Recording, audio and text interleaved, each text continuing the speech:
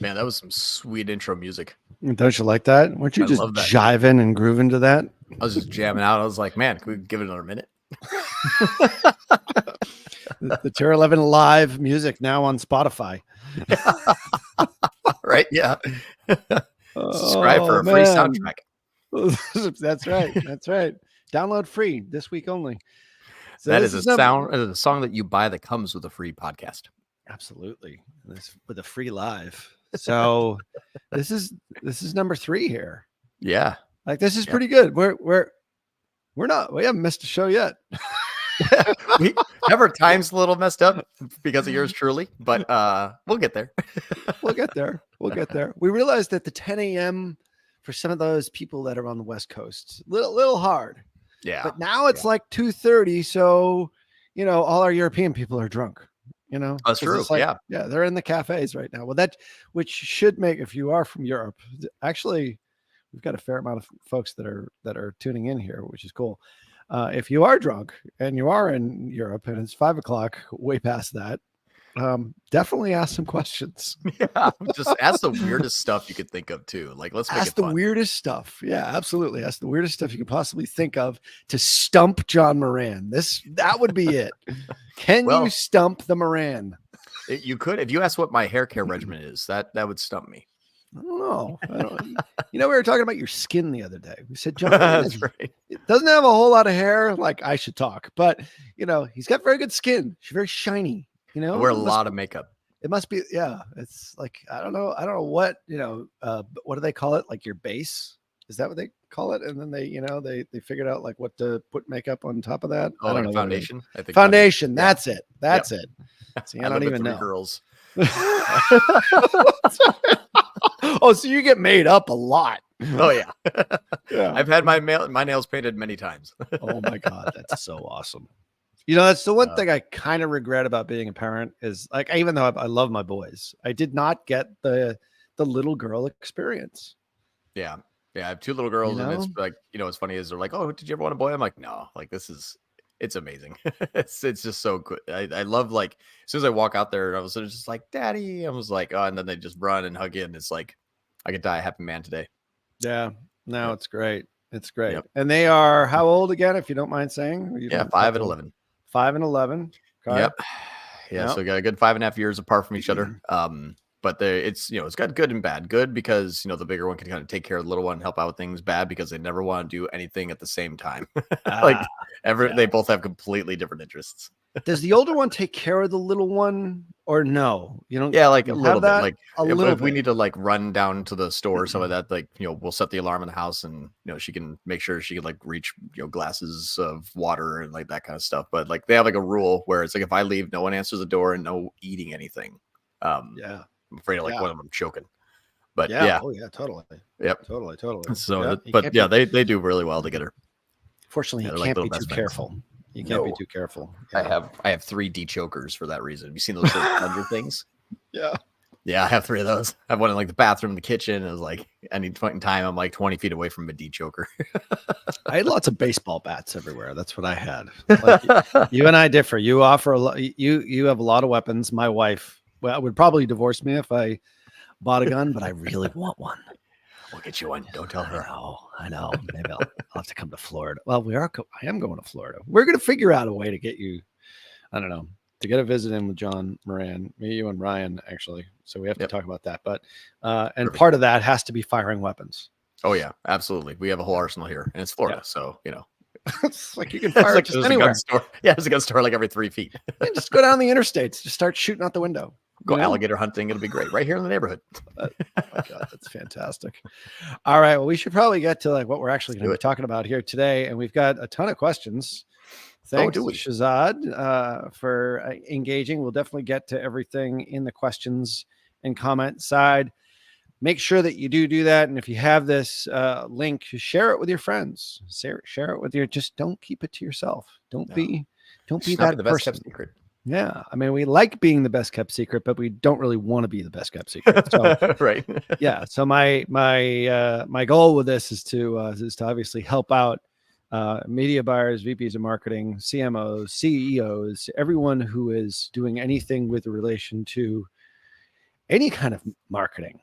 Yeah. You're known as a Google guy. I'm going to say this again because so many people think, oh, John is the Performance Max guy. John knows Performance Max, but John knows marketing strategy. Yeah. And that's the key here. And Google Performance Max, Meta, TikTok. We just did a 3-part series on professional traffic with TikTok this past week, awesome. which is great. Like you understand all of those channels, and you also understand how SEO, how Amazon, how all these channels work together, how email, how SMS, that's all traffic. But above that is the strategy into the traffic. And then there's creative and all those. So you understand it all. So I'm just going to dispel that myth. I'm going to keep saying that over and over again. Because, you're not just a Google guy, although we should see the questions. They're all Google related here. Yeah. So I've been known as a Google guy for a long time. You've been known as a Google guy.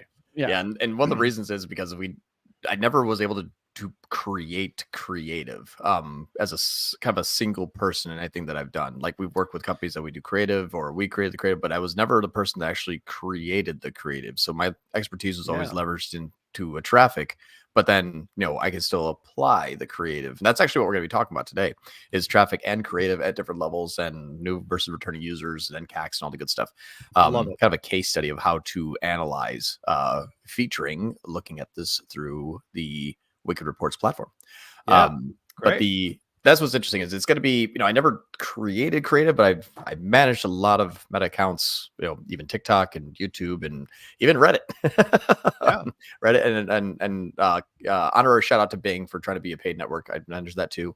And so it's a lot of fun though, but never I made my bones on the Google side only because Google was really difficult and really, a very hard platform to understand. So that's what I just focused on because it was the hard stuff. I like the puzzle.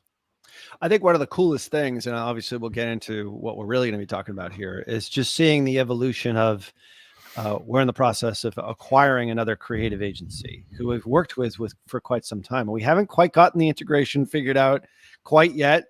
There's still some communication challenges. And whenever you acquire an agency or acquire another business, there's always going to be integration challenges. So we've sort of had that, but to have really, really good creative, to have top-notch creative, and for you to understand the value of it and also be able to critique it and give insights into it as to how it's going to affect traffic flow.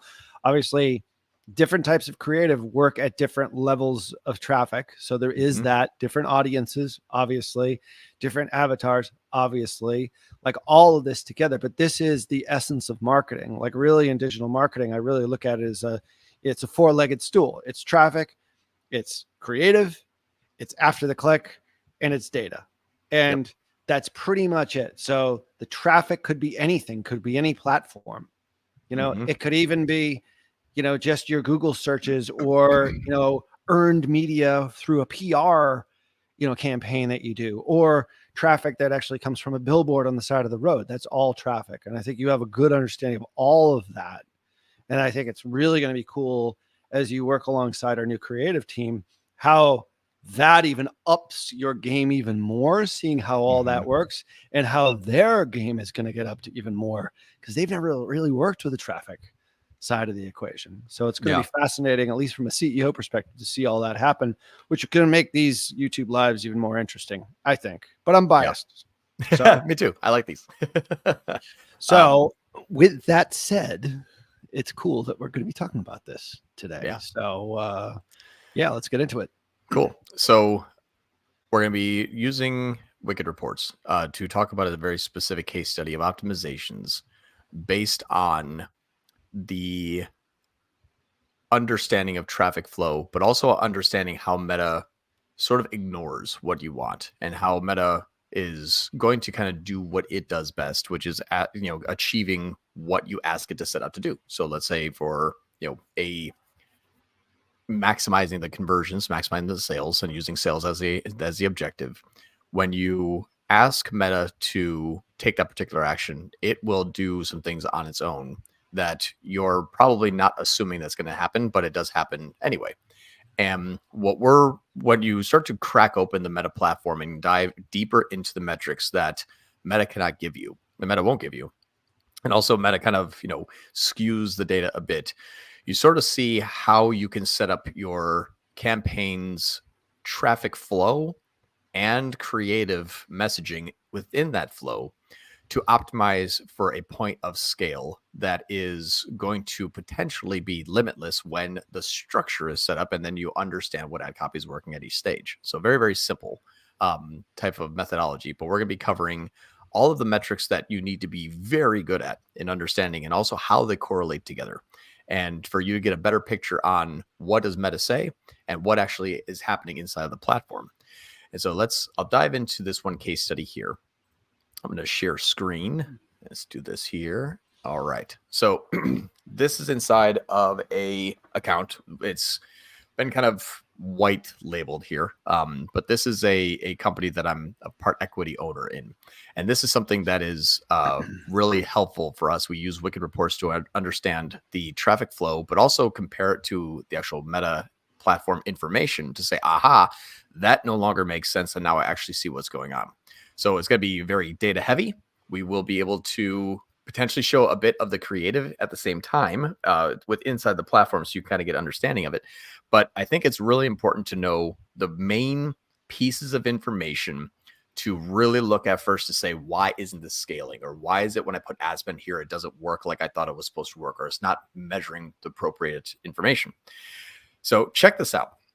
This is only 7 days worth of data. This 7 days worth of data is because we actually started the tracking 7 days ago. We started scaling up. The scale has been very, very good. It's been about 100% scale year over year for the last 4 years. And we sort of hit a wall, and we're not sure as to where that wall is, but the NCAC just keeps increasing. I mean, it went from in the hundreds and into 200s now, and we're seeing some growth, but we're seeing a high incremental NCAC growth. So it's very expensive. And obviously it has a great MER, media efficiency ratio, because it is heavily a subscription model. But I wanted to share with you some things that we're looking at that will help you apply to your own day-to-day level and say, aha, maybe this is what's happening with mine. So in this area here, there's 3 L1 campaigns. These L1 campaigns are going towards cold traffic. There's one that is dogs and cats, one that's dogs only, and one that's cat only. It's a dog and cat product. And inside of these L1s, everyone assumes, okay, it's prospecting. And that prospecting is going to be bringing me some new good traffic, and it's going to work fairly evenly. And we're going to do some good creative testing. Let's see what our cold traffic prospecting is doing. On the other side of this, we don't realize that 71% of the traffic inside of that campaign is cold. That means 29% is warm. This one is 27% warm. This is half warm. We have an L1 that is half warm, which is fairly crazy because this is the cat only. So now we're looking to say, okay, well, cats always had a fairly good in-app platform and a fairly good in-app metrics.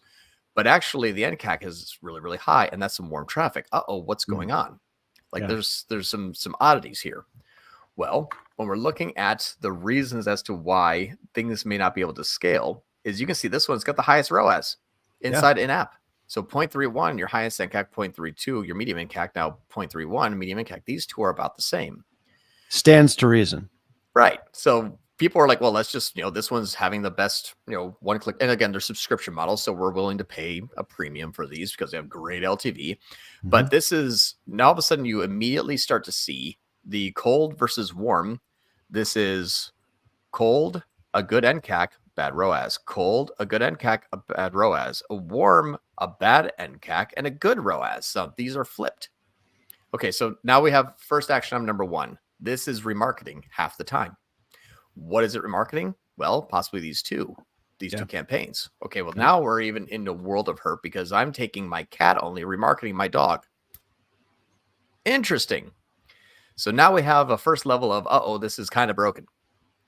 Now, the other part we have to think about is inside of Meta. Meta is going to tell us that these CPCs are actually, there we go, like $2, $1.97, $1.81. However, because Wicked actually tracks effective cost per new visit, we're looking at $3, $2.56, $3.28 for a new click.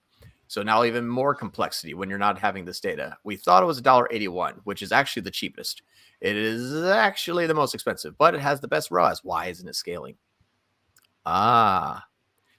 It's actually costing you more money to bring a new user to the site because it has the highest amount of NCAC because this is warm, but it's bringing you remarketing cheap clicks. It's actually not going to scale at a very good level because it is the most expensive first-time click.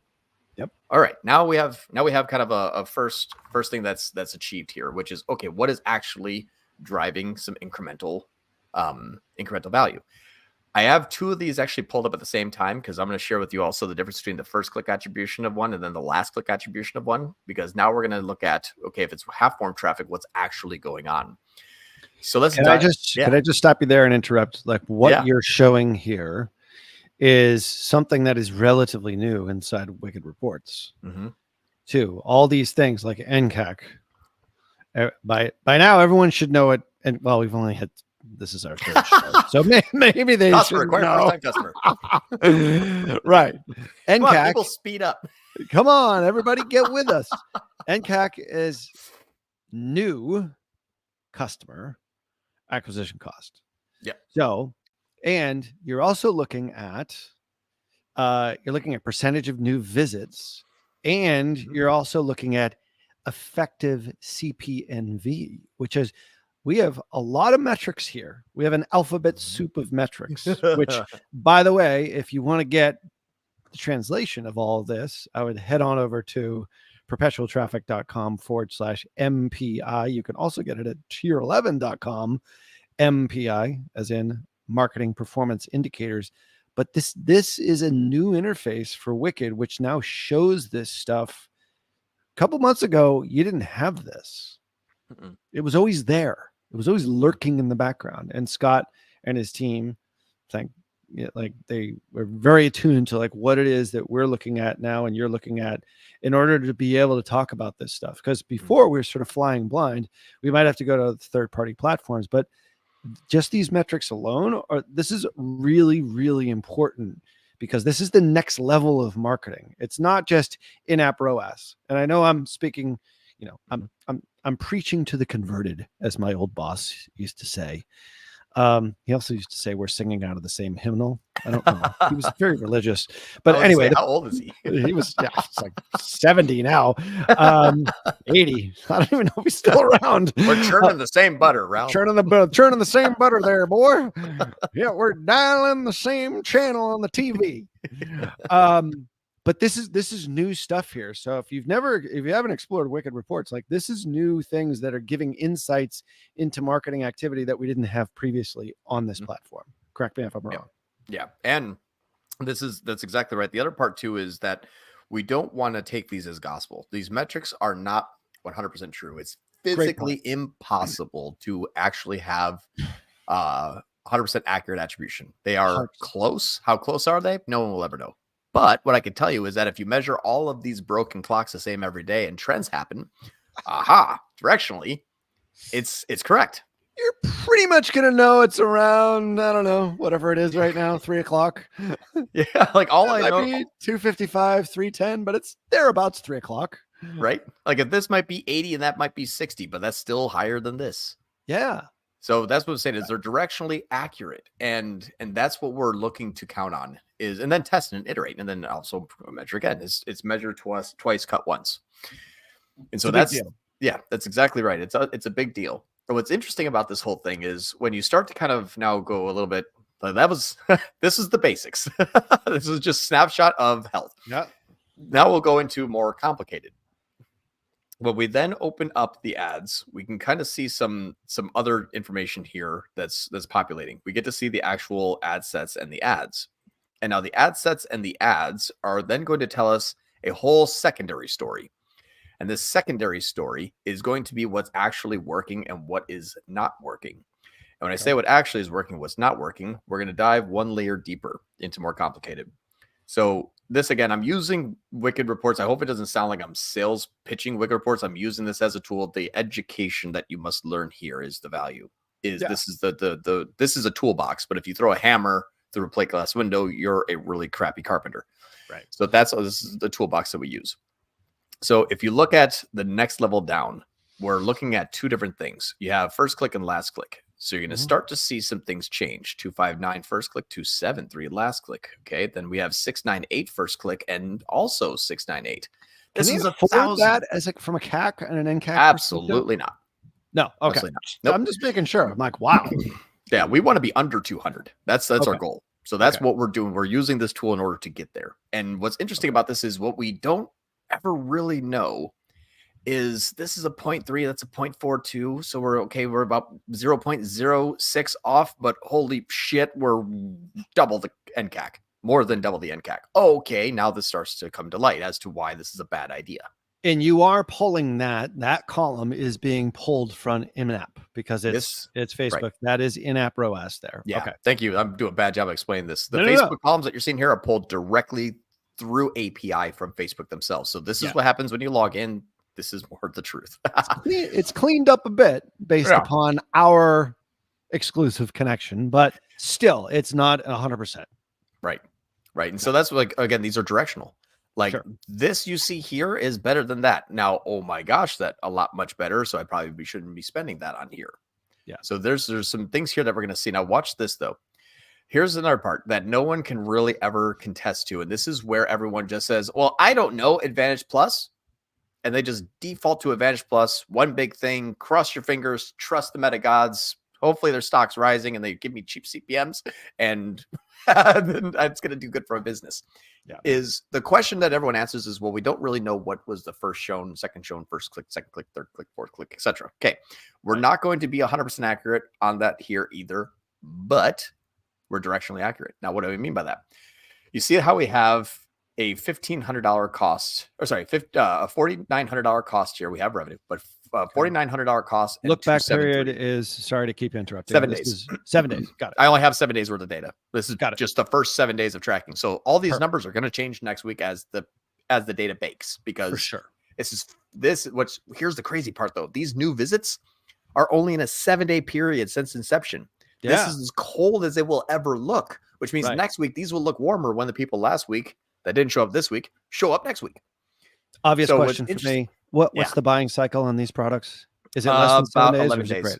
11 days. All right. So you're really early in on the data. Okay. Really early. Yeah. Really early. So we don't want to make any very expensive decisions off of this stuff today, but here's what's kind of crazy is, okay, this 273 here has a decent amount of purchases. There's $1,500 revenue and a decent amount of spend. Yep. This 698 also has a decent amount of spend, but the changes when you look at first click versus last click, only the top row changes, 273 and 259. So you see that actually is less expensive first click, more expensive second click. Okay. Now when we go down to the next row, this 698, well, 698 first click. All right, 698 first click. Okay, maybe, started some journeys and we got some good like downstream effect into L2 and L3. Maybe they Google the brand, maybe they came back organically, maybe they signed up for an email, all those stuff will come to light.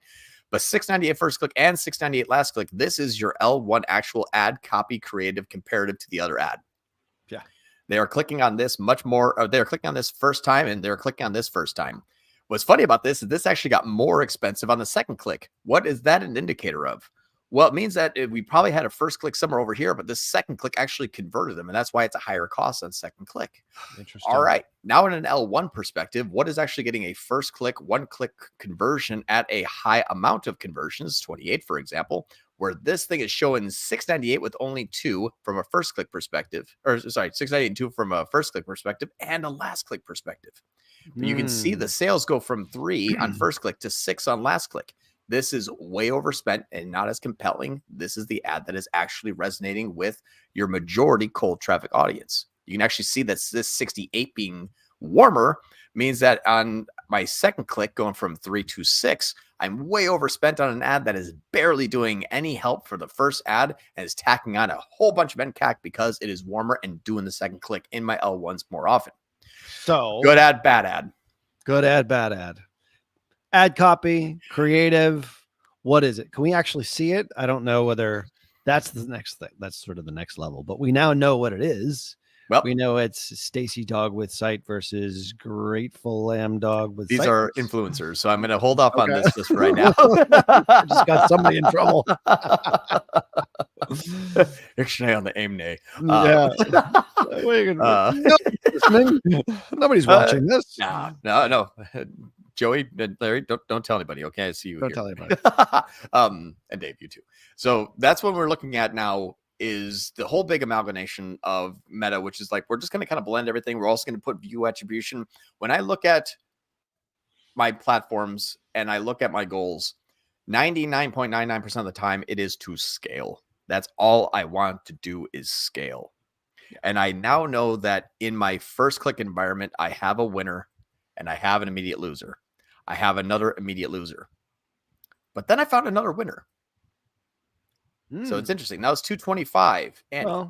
So if we look at Annie, 193. Oh, this here, I have $1,300 on 193. This is actually better NCAC wise than Stacy. And it is actually better first click than last click. Another winner. So when you're looking at ad optimizations, you have 259, 193. Is this better? No, because you have the economies of scale. This one spent only 1,300 versus 5K. If this 1,300 was 5K, would that be 259? Probably. Now they're equal. A little too early to say. Exactly. Right? Exactly. Yeah. This is the trends that we're doing. When you're looking at ad optimization, most of the time you look and say, that has a bad ROAS, I'm going to shut it off. But you have no idea if it's first click, last click, if it was cold traffic, how much of it was cold traffic. Did it actually come from that campaign? All of that stuff, you're just like, man, I hope. That's if you're looking in app. You will have no idea as to what's really working, is what you're saying. Right. And one is looking bad and the other one's looking actually pretty good. Yeah. But still, it's too early to say because it's only a 7-day look back period. And it's 11 days, as you said. Yeah. So, but the point is this is directional as to figure out what creative, what messaging might be resonating with your audience. Whatever this audience is, this looks like it's open targeting to me, potentially just based upon the nomenclature.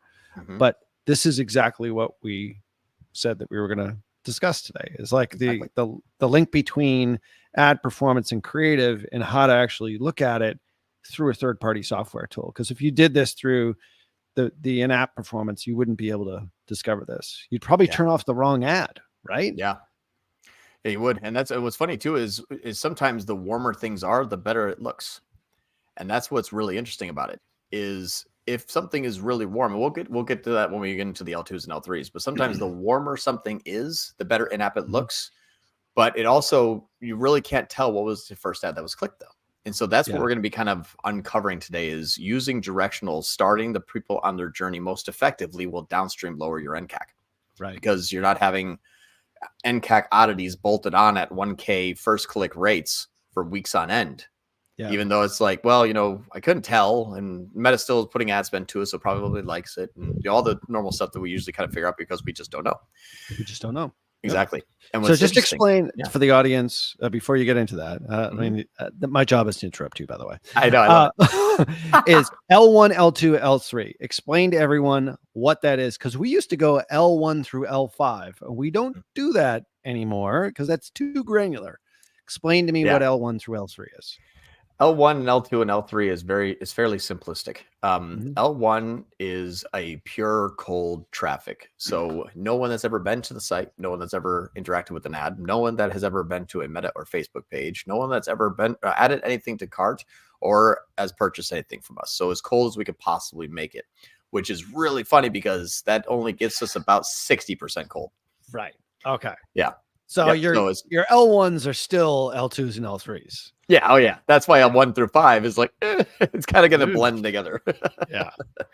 I mean, when, pre-iOS 14, we used to be able to exclude these pretty well. We just exclude, the view content event, and then we'd exclude the add to cart. Well, we really just exclude the view content event because then you'd be excluding the add to cart and the initiate checkout and obviously the purchases as a result of that based upon the look back period. But now it's a little bit foggier, even though we do have a tool that actually makes these exclusions a little bit better.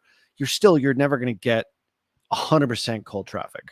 No. And you're actually also not going to get 100% re-engagement traffic, which we're going to talk about. Not going to get 100% remarketing traffic, which we're going to talk about. But correct. There is points of opportunity to find that you will not find in app. You can only find through the Wicked platform, and that's what we're going to share with you. Cool. Or if you have a third-party attribution tool that does the same thing, great. This is how you'll use that. This is how you do it. Inside the L2s, these are people who have engaged with L1 ads, but still have not been to the site. These are the people that need a little extra love. So how do you do that? You set up your exclusions. How? Your exclusions in L1 are the same exclusions in L2. The only thing that's different is instead of excluding the people who have engaged with your ads, you are including the people who have engaged with your ads. Okay. But you haven't been to the website. You haven't added to cart. You haven't purchased anything. It's just that one step further inside from L1. So these are basically video engagement audiences in most cases. Yeah, video engagement. What's nice about that is if there's a specific, go one step deeper, you usually will want to use a time lag. And so the time lag, typically I'll use Google for the time lag, or you could do your own MER changes. If I add an ad spend on this date, when do I usually see the increase in revenue flatline? You can use that from a MER perspective. Or if you want a cheat sheet and you're running Google Ads, go into Google Ads and look at your first impression to conversion. If it's like a 10-day sales cycle, it seems about right, test that. But my L2s are people that have watched 25% of our L1 video, and they stay in that audience for 12 days. Got it. And now, if I'm not using video, though, how do you exclude? If you're not using video, that's the part that is a little bit more tricky. I would say that your L2s can simply just do everything, but that is like a site visitor, but not add to cart, not begin checkout, like another the lower funnel events, because they may have visited, but they still may not have had enough love yet. But that part is what we're going to be kind of going into, because Meta actually just ignores all that anyway. Right. Yeah, it's really, really bad. So that's what we're going to look at creative first. Okay. Then L3 is simply just website visitors, which it's so funny because you look at L3 website visitors and it's 44% cold. Awesome. Thank you, Meta. Yeah. And this is an uploaded custom audience list, I have to assume, or it's manually or it's automatically synced with anyone who like fires a page view event or, hits a certain page, or the URL itself. It's set up by our friends that start with a B. Oh yeah. Got it. So those people. And it should be very, very accurate, which means Metas might just be screwing all of us, which I wouldn't doubt it. So because they show in-app ROAS, so why not go warm everywhere? So it's never going to be exact. With the day, like we will celebrate when we do have exact data, but it's just never going to be exact. Okay, so keep going. This is amazing. Well, check this out here too. This is what's interesting. This is where ad copy becomes very, very, very important. Watch this. Now, this is again the first week of data, but it's directionally on par with what I would expect. Inside the L2 ads here, these are people who have engaged with L1 ads. Yep. And then we showed them two UGC kind of testimonials. We call them Donna and Claudia. And to the audience that was more warm, we said, hey, you're making the right decision on this product, and here's why. And people are like, okie dokie, that sounds good. I'm starting to buy into it now. Dropping the NCAC. Excellent. Yep.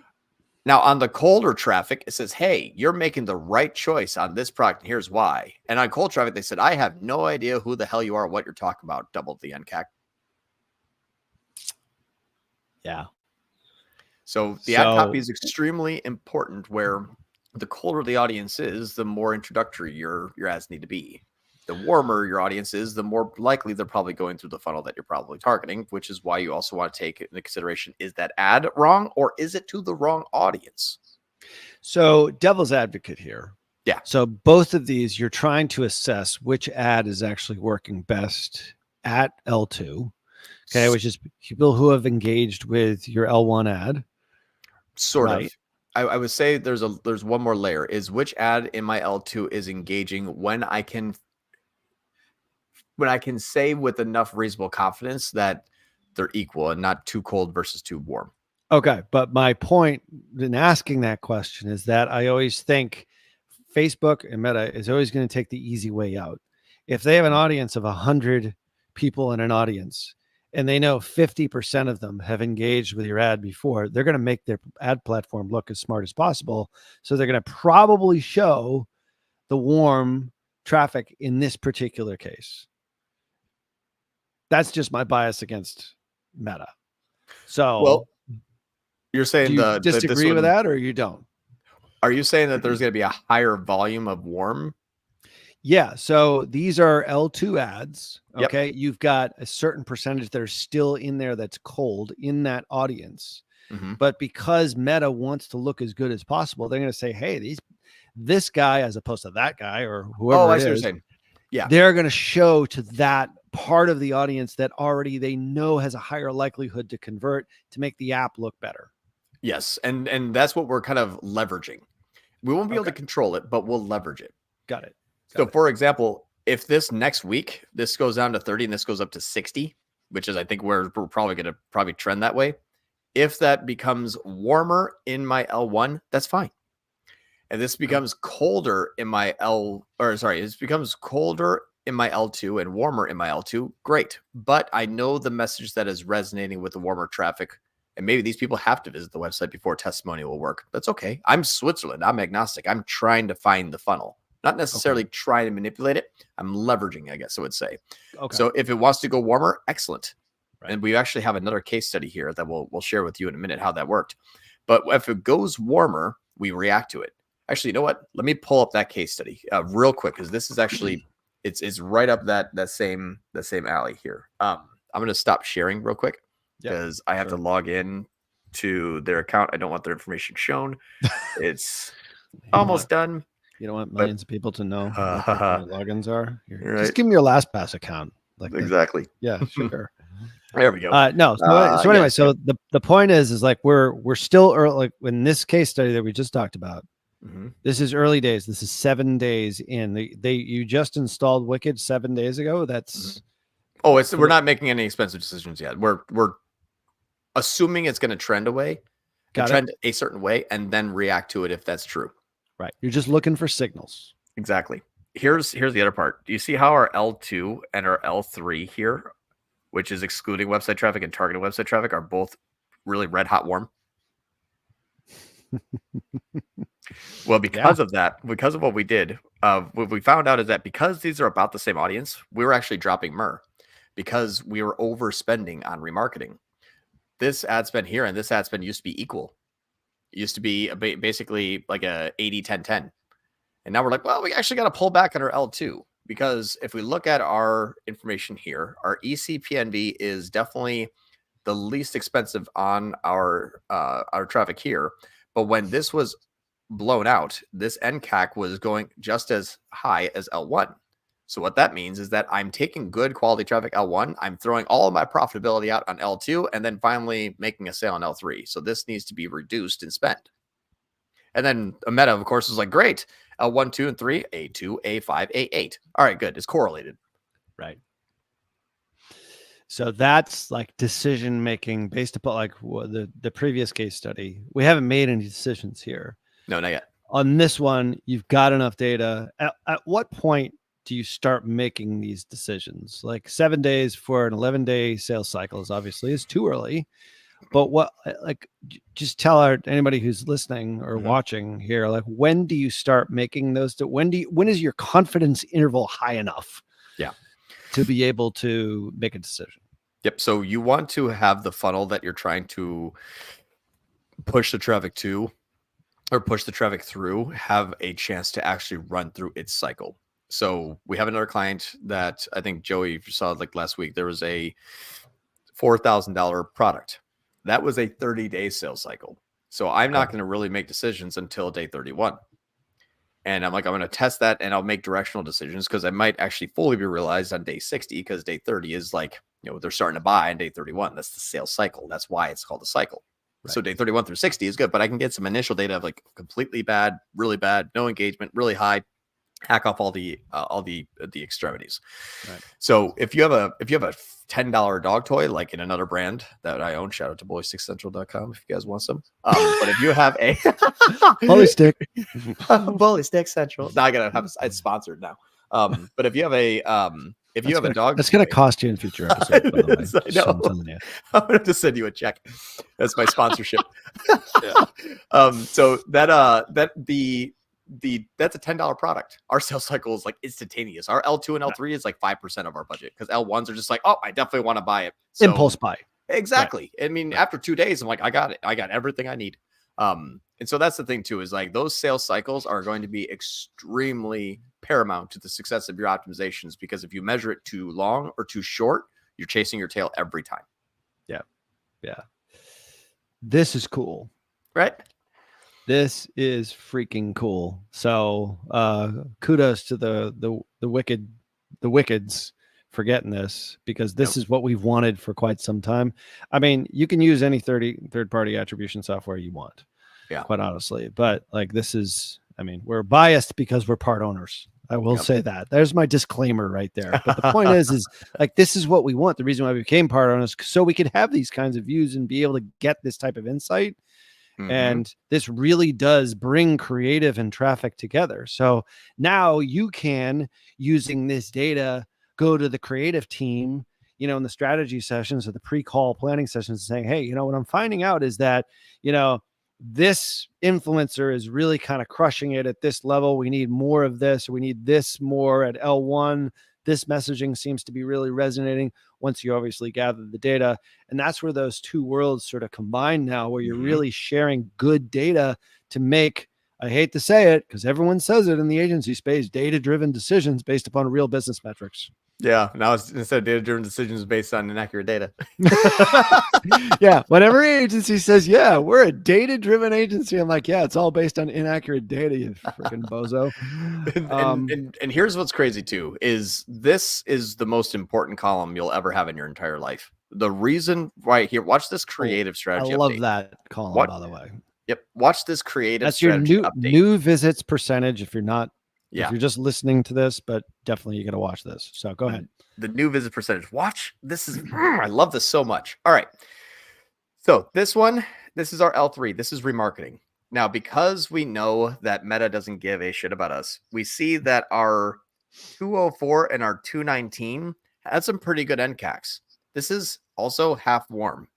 Yeah. Now, what would this mean to you if the ones that are very warm has a high NCAC? It tells me two things. This is your L3 audience that's still half cold. Yes, because Google does not, or Meta does not care. I mean, Google doesn't either, but Meta doesn't care. Watch this though. Well, here's what this tells me is a creative update. Hey, all right. So we have Michelle and the benefits and results. See, I wasn't going to name any names. Now you're getting people in trouble here. I'm not using last names. Oh, all right. That one I think was like their username.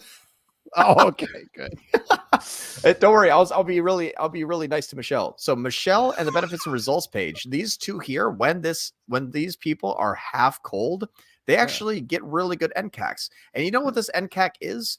This NCAC is actually better than my L2 at the same level of coldness, and it's actually getting pretty close to my L1 coldness. Not L1 coldness, L1 NCACs if they were about the same coldness. So you know what I would do? I take these two and test these in L1. When they're half cold, they work pretty well. Then, you know what, this other part here, this is the other part. The Donna, poor Donna, right now is giving me a $399 NCAC. You know what that tells me? That when this is warm, we're spending too much on remarketing. Let's pull back. But the creme de la creme, Meta says the exact opposite. So if you're in app, you're like, shut these damn things off. No, what you say is keep Donna. It's a 0.57. That's your $400 NCAC right there. Right. Well, yeah. But shut off Michelle and benefits and results for sure. Exactly. And now to Meta's defense, because I have to defend Meta every now and then because we do have a good relationship with them. That probably is a very small overall sample size. Oh, for sure. For sure. But your point is this, is like, all right, they're resonating with a half cold audience. Try that up in L1. Yeah. Granted, it's still, you're going to get like, 40% best case scenario warm audiences, even in your L1s. That's okay. I'm 50% right now. But those metrics, if they were 10% worse, still compete with my best ads in L1. Got it. That's cool. Yep. So that's what I was thinking here is if I said, okay, if this is 204 and 219, well, my L1 ads right now are 259 and 193. They're in range. Yeah. It's not bad. So $200 CAC and CAC is the goal here. Yeah, under 200 would be best. Under 200. Okay. And this is only 7 days worth of data, so my sales cycle will show NCACs lower next week. So this is what I'm doing right now is saying, I understand the State of the Union. Yeah. Next week, how did they change? Am I correct in my assumptions as to how these metrics are moving? And if so, these are decisions now that we need to make. That's awesome. So as a tease for next week's show, which is going to be at the same time, same channel, 2:30, we're going to go back to that, by the way. Oh, yeah. Yeah. We'll have more data. We made one change today. So I said it's too early, but let's just do that. We shifted 1K from something to another something. Dude, that's sick. Is it just like stupid that we're like so excited about these sorts of things? I nerd out all the time. Like I'm the biggest geek. I failed math in high school twice. But so did I. Right? Put some marketing and some money behind them. Like, all right, now it's just gambling with numbers. Oh my God. Yeah. Statistics.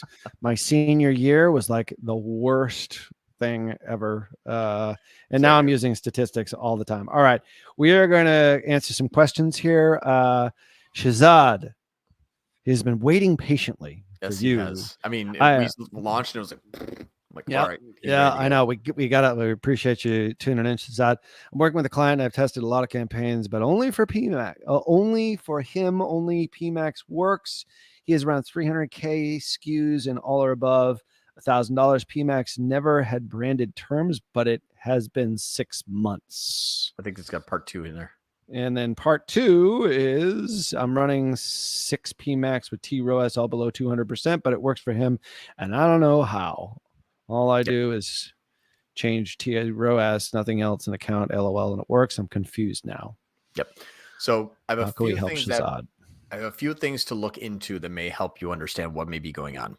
So first thing you want to look at is what is the overall site traffic and overall returning users and returning purchasers. What PMAX does a very good job at, depending upon where the source is coming from, but even if it's GA4, which is usually the least omni-channel selfish, it's still going to over attribute to itself. So what that means is that, especially with Performance Max, that can use engage view conversions, especially if you have YouTube videos in there. And on shorts, it only needs 5 seconds of a view before they can now potentially control the next 30, 60, 90 days of attribution, especially every attribution from that user. So it compounds over time. What I would say is if you look at the actual metrics on the site, like a company that has a great SEO, they have great organic placement, PMAX just skyrockets to the moon immediately. And it doesn't really matter. What I would test is 2 things. If you're not sure, one, a safe thing is to pull back on that ad spend to see if there's actually any top line. This will tell you if it's producing or if it's attributing. Those are 2 very different things. One costs a lot of money. The other one actually hurts you. So, or one actually helps you. So if you pull back on the ad spend by, let's say 20%, and you give it, 7 to 10 days, depending on the product sales cycle, it's $1,000 AOV. So I'd imagine it's probably at least 10 days. But pulling back on it and see if 2 things happen. One, the in-app ROAS increases because the same attribution, but for less CPC. Google's just going to show a higher ROAS, so you give it more money. And 2, does the actual top line ever actually waver? If it does, PMAX is very good. If it can be extremely well for this structure, it's very difficult to have the same level of automated awesomeness in a standard shopping dynamic marketing meta platform with that many SKUs. So PMAX may absolutely be helping. Problem is, I've seen that probably about 5% of the time. So I would look at that. And the other part too is go into the landing page in the reports. In the landing page report, go and filter by Performance Max. Then remove the landing page, the ad group, these mobile site speed, and something else. It'll tell you which one. But add a column called MC space ID. And then when you overlay that, that'll tell you how much is shopping versus search. Because if it's mostly shopping and you see those CPCs are under $1, probably a lot of dynamic remarketing and not as much actual lead generation. So that means also could be safe to shut it off. Got it. All right. Hopefully, Shahzad, we got the answer that you were looking for there. We're going to bolt through all of these. There's a lot of them. Hey, John, I've observed that when I increase TROAS on Google Shopping, spends on website visitors increases. I am testing assigning negative bid adjustments for website visitors. Have you tested this? Yeah. So when you increase a TROAS goal in Google Shopping, you're saying in Google Shopping, spends on website visitors increases. So you're saying spend on website visitors increases, or the actual spend increases, or the visitors increase, or is just costing you more money? Spend on website visitors. I'm going to assume spend on website visitors increases. No? Well, that would mean that the CPC and the ad spend is going up, which is usually the opposite of what happens when you increase a T-ROAS. Increasing a TCPA, yes. Increasing a T-ROAS usually has the opposite effect. Like it went from 400 TROAS to a 600 TROAS, it usually reduces the campaign. So can you respond back in and just make sure that I'm understanding your question correctly? Yeah, I think it's Bridge. I'm going to butcher his name. Rashawn Garg. Oh my God. I just totally butchered his We name. apologize in advance. Yeah, apologize in advance for butchering your name. This is from Larry. I know how to pronounce Larry. I'm not going to try his last name though. From prior shows about hiding conversions from Google to increase ROI or scale, that only works if you know what terms convert. Correct? There are pros, cons if you do that on a new campaign. This is the John avoid takeout conversion tracking strategy, I believe. Yep. Yeah. So I do want to be very, very, very clear. The only real reason why you'd want to do this is to scale without getting hit by limited by bid strategy, which is typically what happens on manual CPC when you try to scale. So what I would do is all you want to do is show Google that it's less valuable. It's not to say like, haha, now I can pay half price for CPCs. That's going to kill quality traffic. You still want positioning and you still want good quality search terms. Nothing changes in terms of the actual human interaction with your ad. That's still there. You're just not going to be paying twice as much for that same position. So when you kill conversion tracking, if you reduce your CPC, you don't have to, but you can, it probably should by 20%. If you reduce your CPC and you still see that your positioning, your placement is solid, then that puts you into a position to now you can just continually add in more and more ad spend and don't get hit by the limited by bid strategy, because Google will then say, wait a minute, we know this is valuable to you. You don't get any more, pay us more. Got it. Makes sense. Just looking for a clarification on that previous question, Larry. Hopefully that answers your question for you. Joey Bidner, love these lives. Tuning in late, starting from the beginning, commenting just to help boost the algo. Thanks, Joey. It wasn't even a question. It was just sort of a props. Thanks, Joey. We love you, buddy. Appreciate it. Every week at 2:30 p.m. Eastern. That is our plan for right now. Yep. Unless, John and I get hit by a bus or something like that. And I have some more time if you do after this. So if we want to go so do I. YouTube. Cool, let's do it. So do I, yeah. Get an extra. Get what you pay for. Extra. Yeah, we're gonna get some extra time. Let me just make sure my wife isn't calling me, because that's the true boss that I actually do really order to. No, I'm actually good. All right, cool. So, all right, Mel North, nice easy name. Thanks, Mel, for tuning in. For a service-based business new to Google Ads for lead gen, would you suggest starting with a manual CPC strategy or max clicks to gather data, then move to conversions, or take a different approach? I remember when I used to do this on Facebook all the time. John, what do you say? Yep.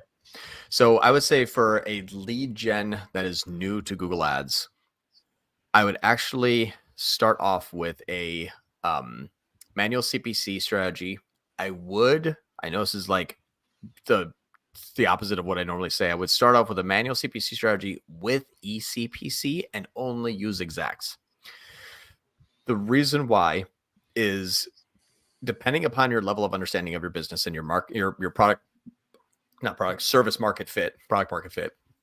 I would imagine you probably have some good search terms that you know would work. And if you're a service-based business, I'm just going to use a bad example, but like dentists near me, yeah, I'm going to want to bid that high and I want to bid that exact. And if there is someone that bids above me because they're on max conversions, that eCPC will help scoop up some of the conversions when it thinks it can. It's kind of like max conversions, which you will need in the beginning when it starts to understand the traffic. Don't use phrase. Phrase is just expensive broad.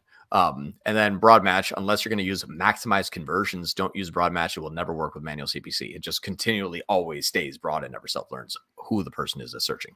So I would say manual CPC with eCPC enabled, bid aggressively, start at like $5, see where you land on your search impression share, search top impression share, search absolute top search impression share.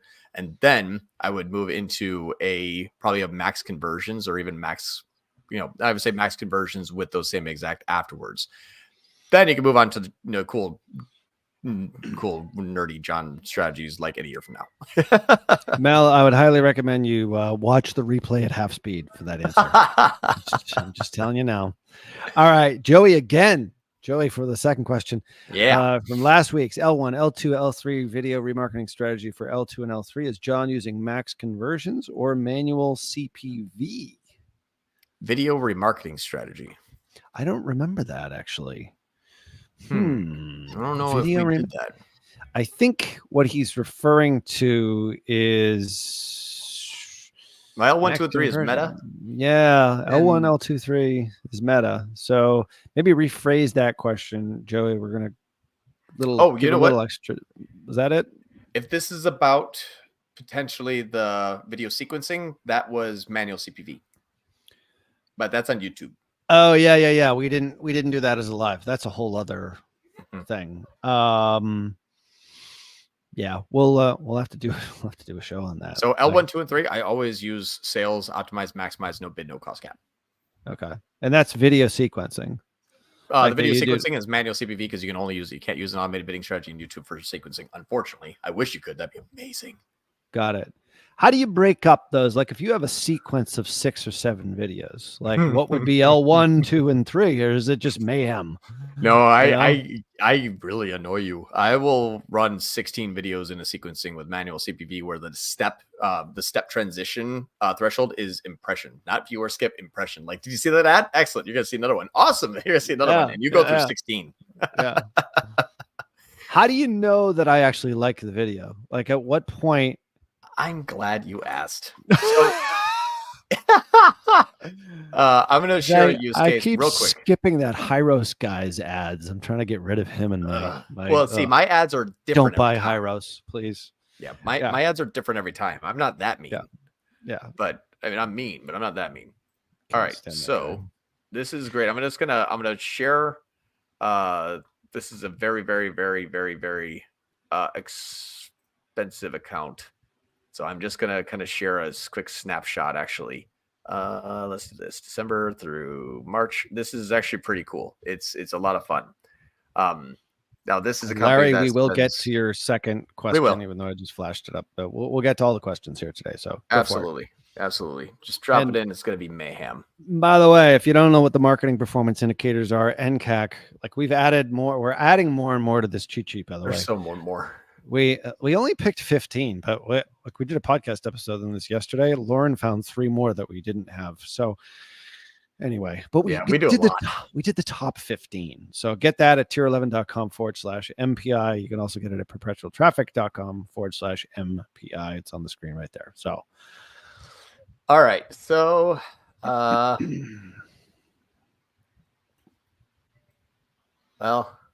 I'm gonna have to take a screenshot, and you'll just have to trust me that the rest of it down below. He's gratified. There we go. Yeah, I'm gonna have to do this here. Okay, so let's do this. And do a screenshot. All right, let me present. John's the fastest screenshot finder. Yeah, he has like 1,000 tabs open I've ever seen. Yep. So this goes all the way down to sequence number 16. These are 16 videos where you'll see the past sequences. You're gonna watch one. Cool. Then when you watch one, you're going to see 2. Then when you watch 1, you're going to see 2. Then you're going to see 3. So you can see that it adds on 1 every single time. Now, here's what ends up happening. These are all conversions. You can see each patch. This is only about 3 weeks long. And I spent probably $1,000 or $2,000 or up to almost $3,000 in every single one of these videos. Watch this. You see one video, you get a 0.29 click-through rate. You see the second one, you get 0.37. You see a third one, you see a 0.36. You see the fourth one, you see a 0.42. Once I get to 5, 6, 7, and 8, you hate me forever. Goes 0.7, 0.17, 0.16, 0.18. So my level of interest, it kind of stops after 4 videos. Makes sense. So they either give up or they buy. Buy, die, or unsubscribe. Exactly. Buy, die, or unsubscribe. I found out the point where you're just like, you know what? I'm not clicking on these ads anymore. Yeah, exactly. That's when everyone's skipping. All right. So I think we answered that question. Larry has a question here on when comparing same strategy in Google Ads versus Bing Ads. Would you say they're the same or way different? Any issues in Bing? Bing is actually pretty much a Control-C, Control-V of Google. The only thing that I would say is actually really bad is their tracking is atrocious. Like, it is horrible. Like, anytime Bing just wants to throw out random, like, revenue, they will. Like, I have campaigns that have, like, 11 and 12x in-app ROAS, and I'm like, I can't even track a sale yet. Like, I have no idea where this is coming from. And I've looked through, like, 2 different third-party attribution softwares, like, everything. Like, I will never understand their in-app tracking. It will make 0 sense to me. And we've tried some pretty good quality people, blot out Elevar, like people that are like in, they're the creme de la creme when it comes to tracking and still can't get it to even fire correctly. So I like it. It is a good platform.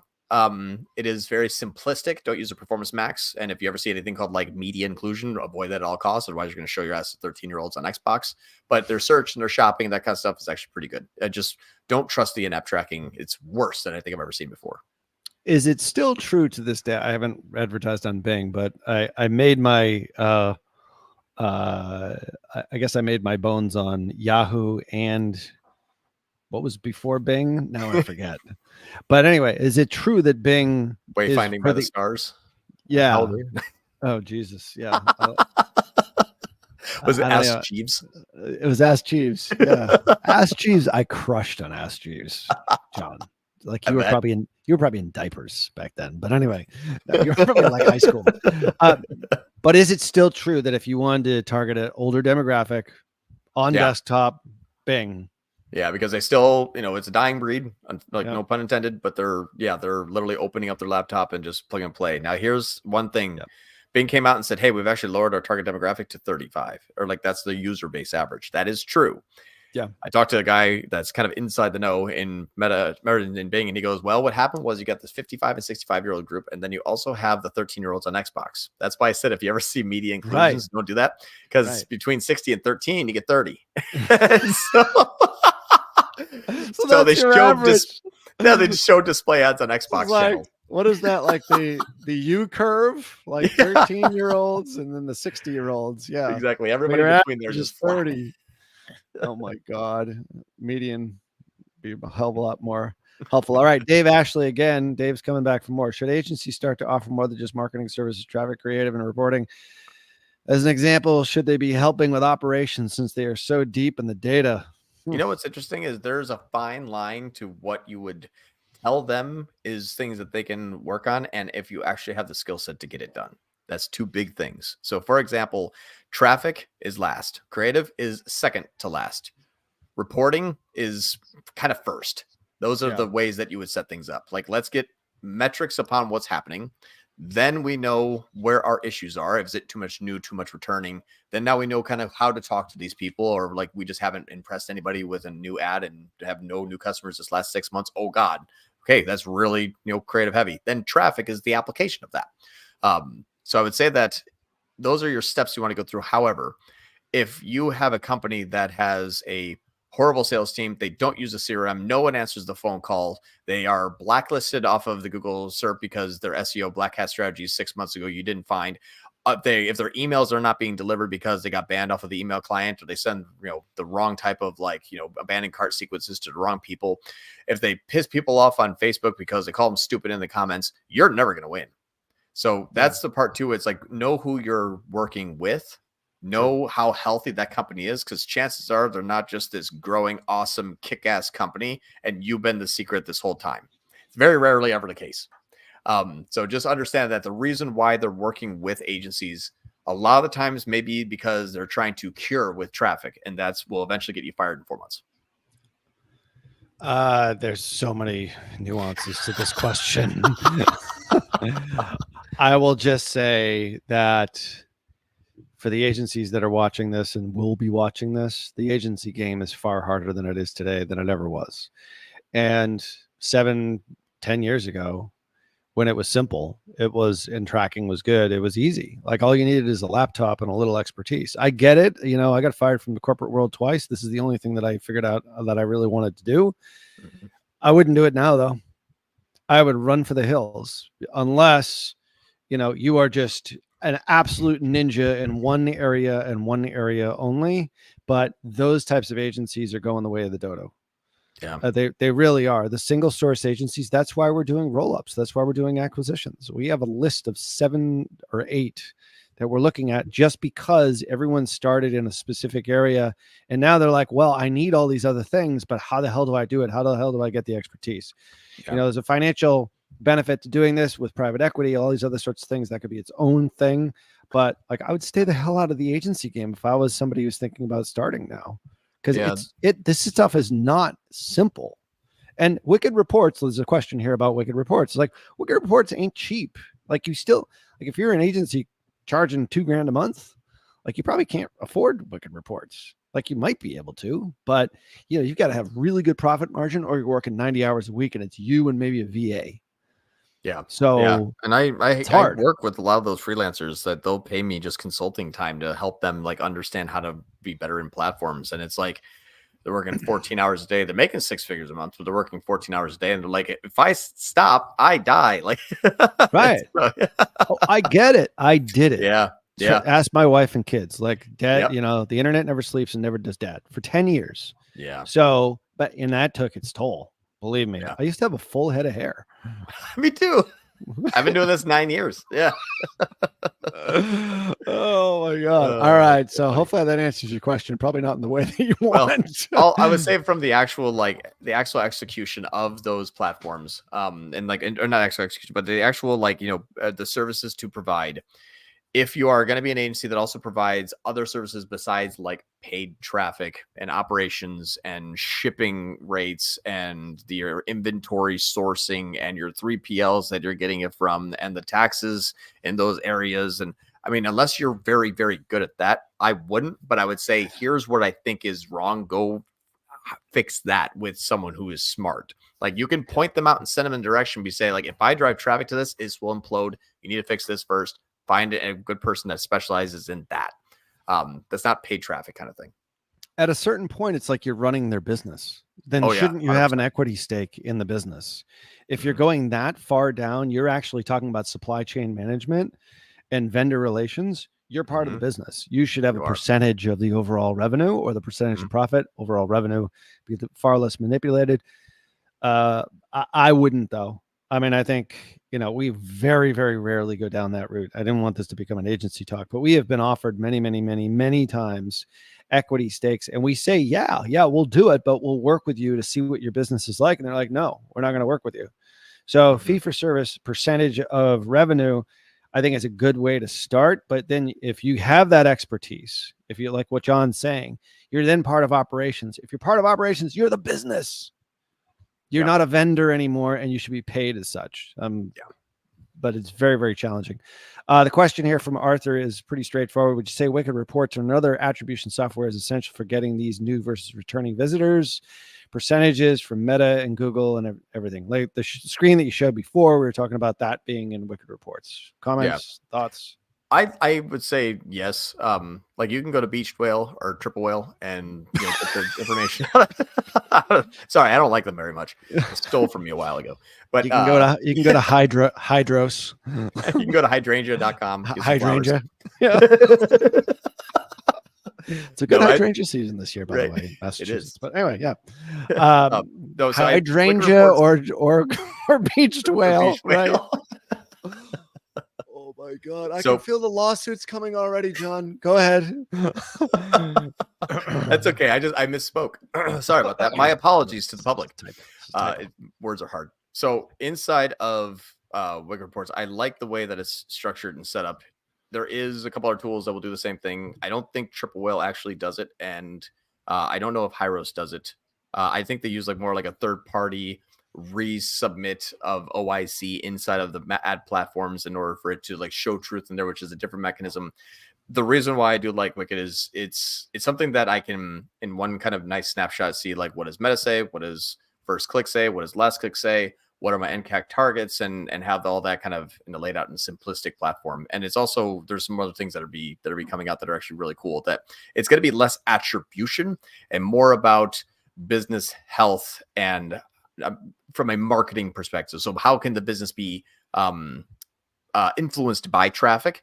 That is where it's going to go. Because I think attribution is cool, but attribution to the layman is a death sentence to that company. It's like, no, see that ROAS is excellent. Ad spend here. It's like, oh man, what's your attribution model? What your look back window is? What your sales cycle?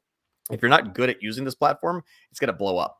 So that's what I'm saying is if you're understanding these metrics, they're very well laid out and it's going to get better inside of Wicked. Yeah.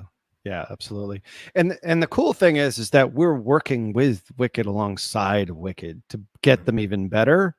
And that, I mean, it's a great management team. It's and we actually share some executives there. Like I said, we're investors in Wicked, so we are biased for sure, but it's the platform that we use for good reason. The reason why, in all fairness, we both invested in Northbeam.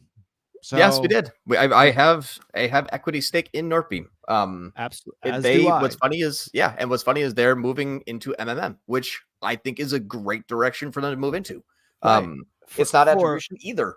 It's not, but No. for enterprise level, like the Under Armours of the world and that kind of thing, like it's a really good, useless to them. Yeah, it's a good platform. Yeah. But for the folks that are on this call and the ones that are in our like sort of middle upper market, it's wicked all the way. I would say this: if you found this free video today useful, there's your answer. There you go. Thanks for coming to our TED Talk. There you go, our TED Talk. We've got a couple more questions. Do you have a few more minutes or no? Oh yeah, I'm good for another 15. All right. Wow. Look at that. John Moran with time. This never happens. I know. All right. Love it. Thanks, John. Living alone. Just more love for John. Thanks, yeah, I know. I get it. I feel like I'm, Vanna White here in a lot of ways, but that's okay. That's sort of a Wheel of Fortune reference. Bridge is coming back from his first Bridge is fine. Spend on website visitors, audience increases. Yeah, man. I meant website visitors, audience. I've kept it under observation. Let me see. Yes. Back to his. This was the original question. Yep. So when you increase T-ROAS, so this is what I was saying is, you want to see something crazy? This proves this here. It is so,